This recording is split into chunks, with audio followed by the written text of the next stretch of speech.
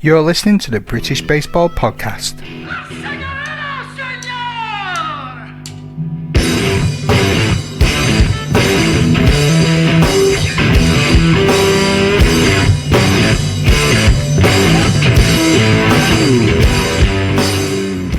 So yeah, like last season was quite difficult for me personally because of the travel and the time away from the family and little one. And now that he's at an age where he's just really interested in doing lots of things and wanting to be involved in stuff, the family always comes first. As much as love baseball, family's always got to come first. So it was really hard when I was training. He'd say stuff like, "I don't want you to go today," and he just had like all the toys in his hand, been playing all morning, and I just feel guilty all day, and it stayed with me all the way from a training session. I'd get home, and it's just like huge relief, and probably a lot of work I need to do on my end to not guilt myself so much. Try to get a better mindset, I suppose. But Matt, Just a time for me. If baseball comes before that, then I think we've got it all wrong. I really do. And actually, very true. it shouldn't be a trade-off. You know, why, especially if you're in the GB program or if you're in the NBL or AAA, get it. Like, completely get it. Like, that's what you're doing. Like, we're asking, I mean, this is probably stuff for the main content, but we're asking individuals to immediately have to project baseball as a part of their personality and who they are. And it's just, you can't ask people to do that. You're not going to attract people in at scale in that regard, because you're asking people to live that life, which is you turn up at 8 o'clock, you drive for 2.5 hours, you play a double header, you get exhausted over a 6-hour game, and you drive 2.5 hours home. It's a whole day. And you know, that's, for me, that you have to live that lifestyle. It is a lifestyle, and it's not sustainable in that regard. Yeah, that's sort of why I said this season. I made it clear to the team in Manchester. I just said this is what I'll be able to. Probably not all the away games, and maybe one of the double headers. And I tried to make that the earliest one as possible, so that I've got the afternoon free. So the morning's not impacted too much. It was a hard decision to make, but at the same time, it wasn't, because as much as I do love the sport, I love the family more. You shouldn't have to. I think that's the biggest problem I have with it. And we did some qualitative research. I don't want to call it that. It was basically just talking to people about why do you not want to commit as much on a Sunday? What is it about it? And it's the exact same things that you're saying, everyone else is saying. And it's how do we kind of address these things in terms of offering that sport as a format? Because if someone as passionate as you, who's running a podcast, who loves his club, who's desperate to get involved in baseball in any which way how, but can't actually go and play, is a failing, in my opinion. And that's one of the things I believe softball has got right, and a lot of other sports have got right, because they can get right, is this time commitment. How much would you play if, for instance, those games were you were able to come home sooner, those games were half the amount of time, and you could play every single inning? How much more would you play? Yeah, I'd be more committed, I suppose. Yeah, definitely. And would that then lead to, would you be then doing more for your club? Would you then be wanting to help out more in that regard as well? No, I think I'd want to help out anyway. Yeah. With my team, just being involved in it. Like I've put myself forward for some coaching from BS UK, so I can help out with the kids stuff, because my little boy now has started training on Wednesday nights in Manchester, so he's now part of it too. So it's just so we can get a bit more done, in that way I'm helping out my team too. Yeah, I think, for me anyway, there's been a number of problems with in my experience of the British baseball landscape, and I'm not going to pretend that I have all of the answers, and also what will work for one region or one structure doesn't necessarily work for all of them. We all have a different environment. The experience of running a club in London is incredibly different to the experience of running it in Cartmel or in Rugby or in Wellington. Like, it's going to be incredibly different. And clubs, hopefully, we do understand that, and there's not one size fits all. But hopefully, what we've kind of done in our region will help us kind of think differently in that regard as well, which I think is incredibly important. We need to be having these conversations in order to kind of open up that conversation to kind of grow this thing at scale as such. Yeah, you've done some really interesting things in the off season in the southeast of England. Do you want to tell us all about it? Yeah, in the east of England, obviously, I'm chairman of the Icini. That's at the moment. One of the things that we really struggled with last year was kind of the usual problems with, in my experience anyway, with British baseball, which is related to obviously the time requirements in terms of travel. I think we only had 3 games in the entirety of 2021. There was a couple of rainouts in there. There was refusal to travel, all this kind of stuff. So we basically had an away season, which was incredibly hard on our team. And that was, I spent my life messaging people to see if they could make it, which is not what you want to be doing. You want to have your team, it's kind of already there, not just based on the commitment, but, just having that pool of those players to pull from. And obviously, if you're going and playing double headers, that's a long grueling day. I think we originally put in the same pool as Oxford, which if you know anyone that knows that drive from Norwich to Oxford, that is 3.5 hours to go and then play a double header and then come back. I think the original commissioner said that was doable in a day, but luckily brain saw senses. I don't know what the expression is, but something like that. And we played in Cambridge in the end as well. So we happened to go book the ground in Cambridge and go and saw that just for a game of baseball. And that put a real strain on our club as well. And having obviously the varied levels of competition that you receive in some of the British baseball leagues, just based on the standards, and whether you're hammering someone or you're getting hammered, or having good quality games can be quite hard to come by in the season, which is what we all want. So one of the things that we have kind of all noticed, that we were spending more time training than actually playing the game. And I'd say the scenario that I gave to it just seems a bit silly from all the newbies coming up, is that you'd sit on the bench for 2 years. You'd actually wouldn't play and participate in the behavior that you wanted to. You wanted to just play baseball. If you turned up to play volleyball, would you want to sit on the bench for 2 years and play volleyball? No. You'd want to play volleyball. Yeah, exactly. Baseball's a really hard sport, don't get me wrong. There's a lot to learn, but we can make it a lot more accessible in that regard as well. And one of the goals that I had was, that season was incredibly tiring last year for our entire club. And, one of the things is I wanted to just have fun again. I just want to have fun on the baseball diamond again. And that involved, for me anyway, traveling less, which, for a couple of weeks is completely cool. That's completely fine. That's life. But obviously 12 weeks, 16 weeks, 20 weeks of the year, being away from your family, being away from your kind of thing, it becomes a lifestyle. And I want to play at that good level of baseball as well. And that's kind of all the goal is those two things. And what we've been able to do is in the fall, we split our club into 4. We basically created 4 teams out of nowhere.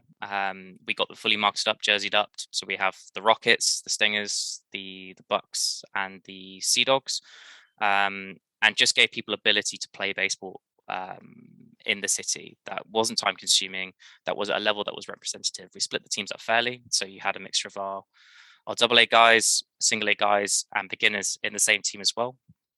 Capped a few rules, made the game a bit faster paced with 1-on-1 counts, and let it happen. And those first couple of weeks, there was a few people not necessarily convinced, but by the end of it, I think everyone was convinced, because we turn up at 9:30 in the morning, and we'd be playing by 10 o'clock, and I was home by 11:45 each day, and I'd got a 4 or 5 inning game of baseball out of it.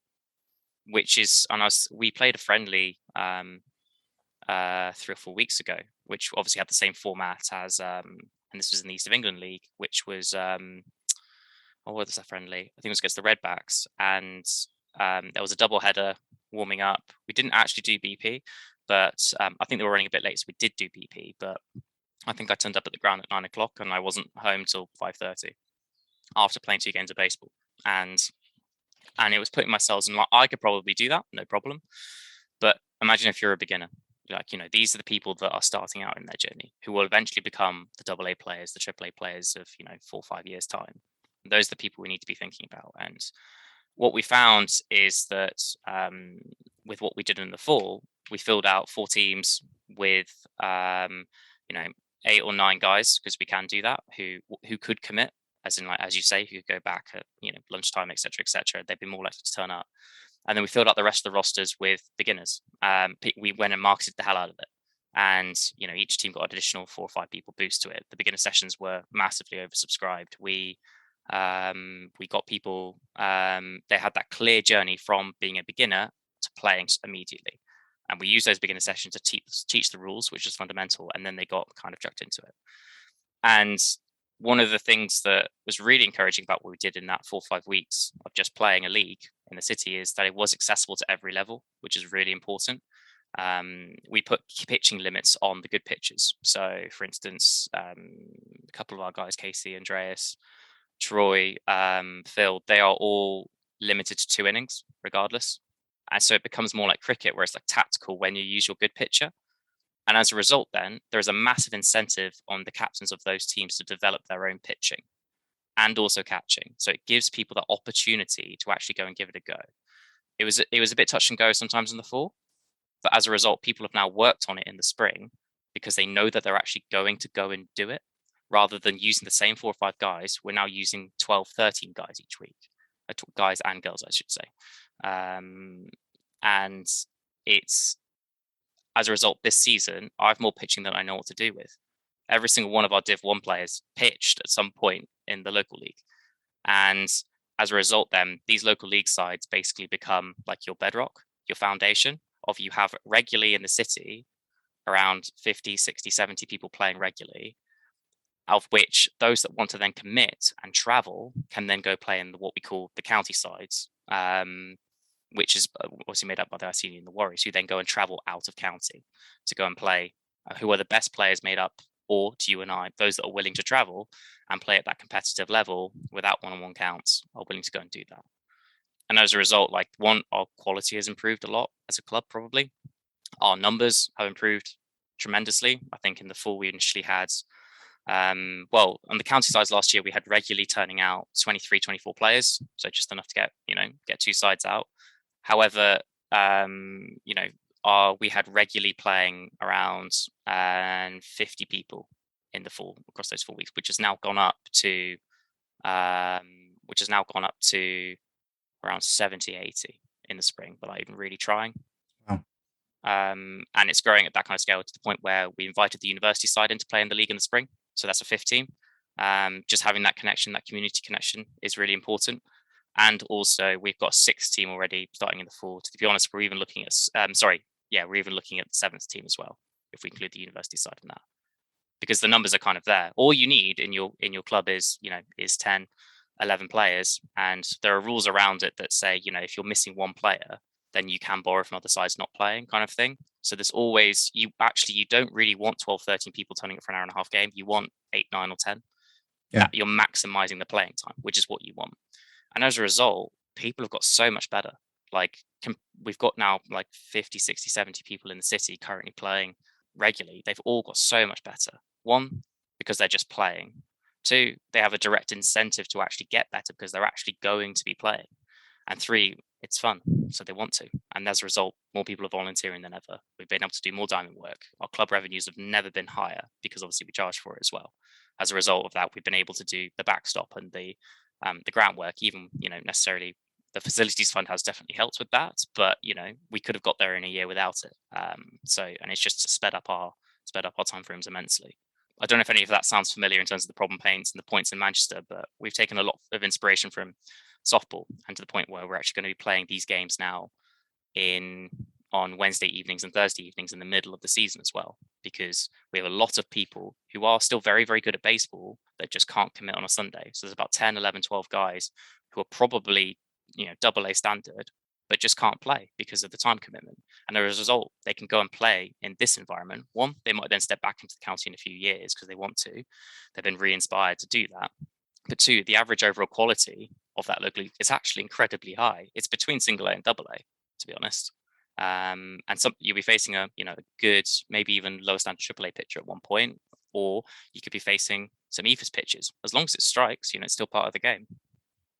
Yeah, one of the really great things as well is the amount of women that we've got playing. I think our numbers in the club have gone from 1 or 2 to, I think we've now got 14, 15 players who are able to play week in, week out across all the teams. I think I've got Gemma, Ara, now Emmy on my team. I know there's a number on each of the other teams as well, but those, it's really, one, it was surprising to me, but it's really impressive and important to show that there's half of the beginner sessions are attended by women players, and it's providing that pathway in for them as well, and to progress them. Anna, who has joined as well, is dead set on being a catcher, and the important thing as well is she will be a catcher, and that's a lot of that just comes from, if you've never played ball sports before, it comes with time and the right coaching and that accessibility, and she will be a catcher, and she will be a great catcher. It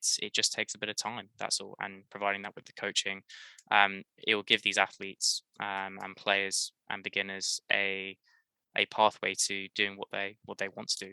And I think one of the foundations of WBK and what Amanda was discussing was, I think I heard it on this podcast, was when she was just sitting on the bench week in, week out. And that's what, there's no point having 5, 6, 7-man benches in playing sport. Everyone should be playing, and that is, it's about us to kind of provide that, regardless of sex, gender, disability, what have you. It's providing that framework for it. We've had a massive influx of people rocking up, and last season we had 20 people to 25 people rocking up to away games to play. We want to give people the excuse to only select 12 people, not have to just select people on participation because you need them in the dog days. It's given us an excuse to only select 12 people each week for the county sides, and because they're going to go play in a week, and they're going to go play on Wednesday, so I'm not worried about them. And I'm like, you really need to go play third base in the local league, go and work on it, and come back in a couple of weeks, and you will play third base, and we'll see how you do. And that is given us that excuse to go and do it. Yeah, it's very much a development league. It is basically a development league, and I know there was talk at single A level for what Richmond are doing and things like that. I know a number of clubs are looking into stuff like this at different points. We discussed at the AGM having a league below single A. Mm-hmm. In my opinion, that wouldn't work, because all you're doing is you're just creating bigger lines, and you're stretching the system further and such. Whereas ours is more like adding on to the system in another area. You're not taking away from the main bulk. You're providing it a foundation that doesn't take away from it in that way. So that's I mean, if it works for Richmond, it works for Richmond. It works for those clubs, it works for those clubs. Like that's the really important thing to take away from it. I want to see how it does, because I'll be curious. But we are, when you have enough teams locally nearby, it could work. In the east of England, we're looking at having 3 divisions. Basically, you have that. This sounds quite hypocritical now, but the development league, the single A, and the double A, but we're going to call it Div 1, Div 2, Div 3, and have promotions, relegations, and try and have 6 teams per division. Yeah, you mentioned that not too long ago, and I thought it was a great idea then. That was, I mean, that's kind of where it was. We want to get to that.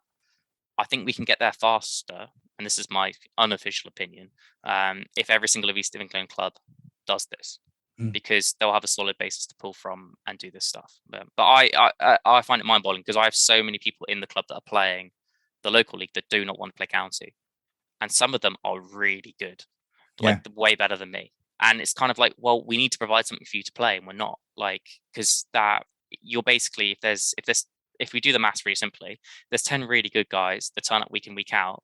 That's 2 local league sides, because you need 5 solid players, and then you get a couple single A guys in each one, and then fill out the rest with beginners. And those beginners that have played now, one of them already throws 65. I don't understand how, but he does. He doesn't know how to base run. He doesn't really know how to play outfield or glove work. He hits grand slams because he's built like anything, but he just needs time. He just needs to play and learn the game. He is obviously, he's the exception, not the rule, but he's a fast way to, he's going to become a pitcher much faster, because he gets to pitch in the fall, in the spring league, and in midweek without question. And he won't be taking another slot from someone else, because we're creating new slots by new teams.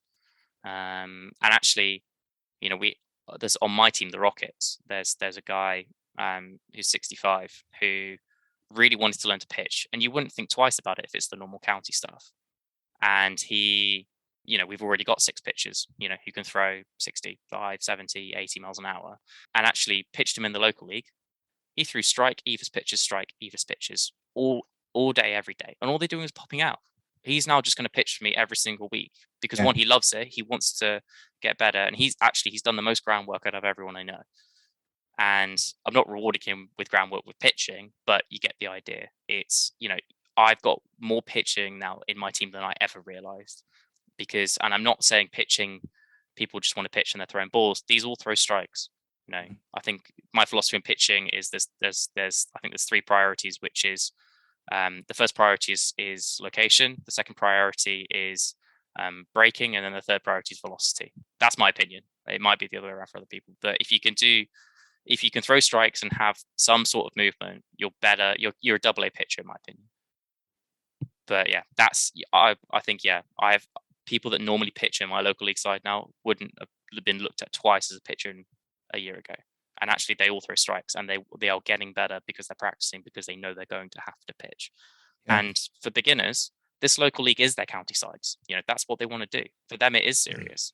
And people that are dedicating themselves in that regard shouldn't be taken any less seriously than people that have been playing for years as such.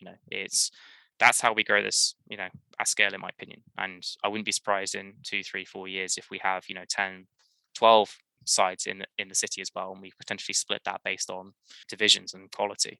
Those kind of things, when we get into that kind of stuff, is really important. We can start to think about those things as well.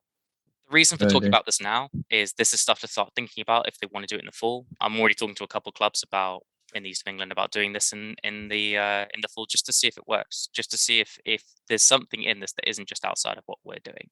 And I don't see the harm in trialing it. And if you have, in my opinion, if you have 3 what I call county sides anyway, you already have the basis for 4 teams there. And I think you'll be surprised if you do it right, how many more people turn up week in, week out that you've never seen before, or who have vanished into the ether and will come back because, let's just say that's around 40 people, 45 people. That's 4 sides easy. Like, you have to try and base it that each team is allocated 13, 14 players. And that's all they'll need. I've got 13 people currently in my local league side for the midsummer stuff. So on Wednesday and Thursday evenings, I've got 10 for each game already. And I haven't even allocated the newbies to my team yet. I don't have they're all turning up week in, week out. Don't have to think about it. And they're playing at the weekend as well, most of them. So yeah, now's the time to start thinking about it. Identifying those individuals that want to potentially run teams. All they have to do is basically turn up, make sure there's an umpire for their slot whenever they have that, and make sure their team runs, have a lineup. That's all they need to do. And now's the time to identify those individuals, to also build teams around them. So come up with names. Shout out to Rudy at New Ola, who did all of our jerseys. He was a godsend, did all the design work for us as well, free of charge, and got us the 4 distinct identities for the sides, which is quite important, in terms of culture. And that, I think we split based on regions in the city. So there's west, north, east, west, north, and south, and then the Yarmouth Sea Dogs.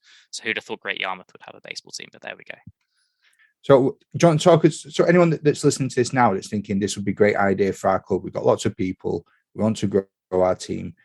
Tell us the full model then from top to bottom. What are your rules and the way you've got it all structured?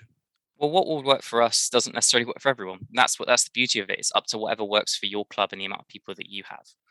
What I'd say is, as long as you have people potentially willing to run these little teams, because all they have to do is turn up and sort the lineups. That's all they have to do. And a little bit of coordination in terms of the rosters, if you want to make it balanced a bit more, then that's all you need to do. We have specialized rules for us that work particularly for our club based on the kind of players that we have, which include, one-on-one counts, which just speed up the game. That has been received very, very well. It wasn't initially. What else do we have? Obviously pitching limits, as we said with that as well. We don't have an outfield fence because we'd have to set it up. I can't be bothered. But actually not as many people hit it over the fence, so we don't bother doing that. As long as you can turn up and just play, that's the goal, and have fun. It's that, as long as those are the metrics, that's kind of the key thing. And combining, what we've done with appropriate coaching, appropriate or better coaching as such, then allowing people to get better. That's the recipe, in my opinion, for success. It's whatever works for each individual club that does that. This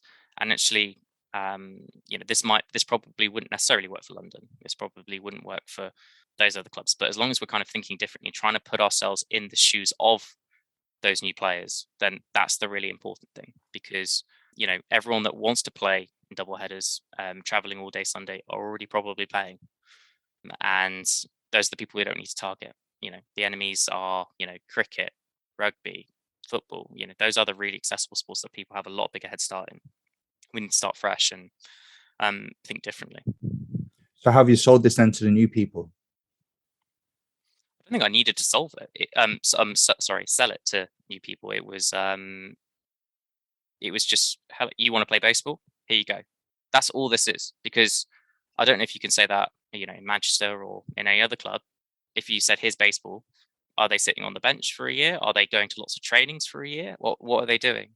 That's kind of the key difference. And certainly in my head is they have a clear pathway to actually participating, or at least it's putting an additional step in before, being engaged in, as you said, those 2-hour car drives, those that higher kind of level of baseball immediately as well. That might be inaccessible. It's an immediate presentation of, here's 3 beginner sessions, here's the rules. And in those beginner sessions, obviously, you're just going to be playing a few games as well, which are a bit funner. And then you're immediately allocated to a team and you're playing. And yeah, you might sit on, you might play less, but obviously at the start with, but obviously you have that clear pathway. And I don't know if we can say the same thing about our county sides, because for us, forming a third, regional side is a lot of effort and a lot of work. You need someone willing to commit every Sunday. It's a lot of work to do that. To form another local league side is nothing. It's a case of, okay, we could move this person to a new team, make it balanced. Here's all the newbies as well that you'll need, and here's just when you need to turn up. That's all it is to start with, and hopefully eventually this will mold into potentially something more. And when you roughly have 100, 150, 200 people playing in your city, that's when you can really start to think big, and you can really start to think about double divisions, having the same standards, stuff like that. That's how you get to it, and the revenues from those as well is huge. To do ground development, to do more volunteers, a higher volunteer base to pull from as well, helping with that stuff. I think we just from doing this fall in the spring league, I think the club's gained around £2,000 extra from nothing, just from doing that, and that's only going to go up. And for a club like us, that's huge, because we obviously, the Heart Spring League does something quite similar for their kind of model. It's a bit more, what's it called, focused on the current infrastructure, but it still kind of does the same thing in that regard. But one of the aspirations I have, and the East of England captains have talked about this, is one of the places I'd love to get to is where, and this is not going to happen anytime soon, but it's where the all of the East of England teams can collaborate in the sense that we kind of foster this culture of playing much more locally, and then playing less games at a county level. So maybe it's once or twice a month, or even in a tournament format, you play your county games, because that's still a lot of travel, but the local stuff takes over. It's similar to how the East Midlands Softball League, the Manchester Softball League kind of all works at the moment. Those softball leagues are effectively your local, your the full clubs and the local sides as well, and building it from there.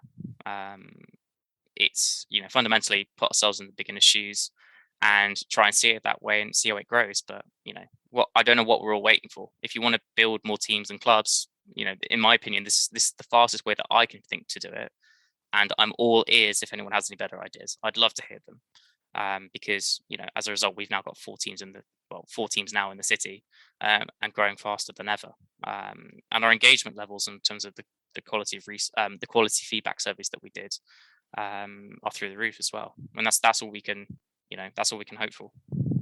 It's brilliant. I mean, I guess it's not just the players that are enjoying this as well. It's a great opportunity then for people to try different positions and umpiring as well.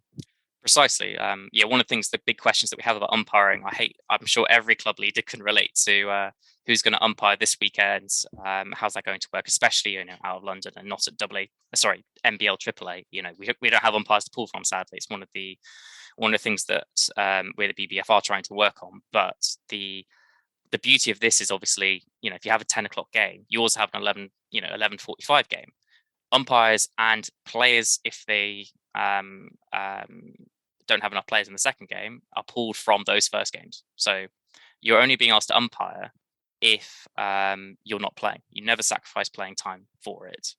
And we try and split up fairly. So team captains are asked for umpires, and they're usually not allowed to be the same people. And you only have to umpire twice.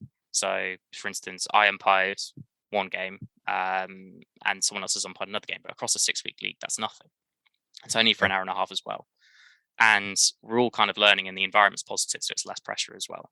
Yeah. So as a result, people get a bit more confidence, and we've never had that problem at all, which is really nice to have, because that's, I believe, what the East Midlands Softball League does. Because I played for the only reason I know about that is in 2018 I played for Pyromaniacs in the East Midlands Softball League when I was at university. But and that's kind of where a lot of these ideas kind of came from, was that experience on a Wednesday evening, just turning up after work and just playing a game and then going home.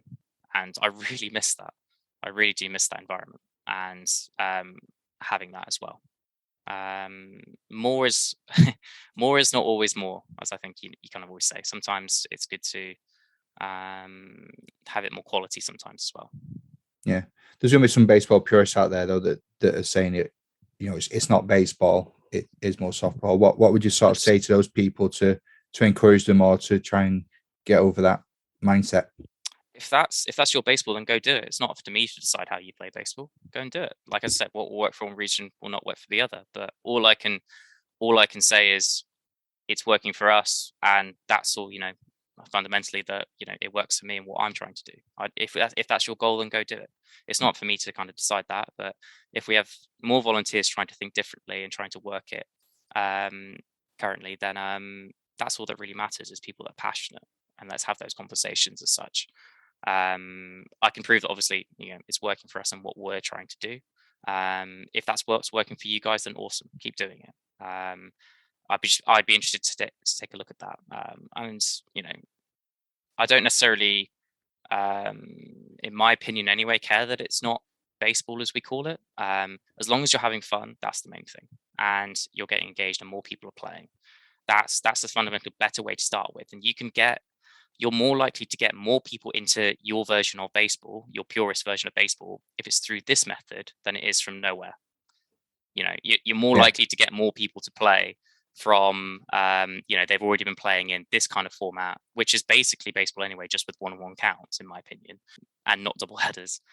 Marketing to those people than you are to complete strangers. And also, I did some statistics the other day, actually, on the census data for the BBF is about to be released. It made some very, very broad assumptions, but it basically assumed there's 14 players per team across the entire country. I think there's 1,600 players in the adult leagues, which is up in the last 18 months from 1,200 players. Just doing that really simple equation. It is growing at 27%, but of a developed country of 70 million people, where it is an Olympic sport, you'd think that would be more.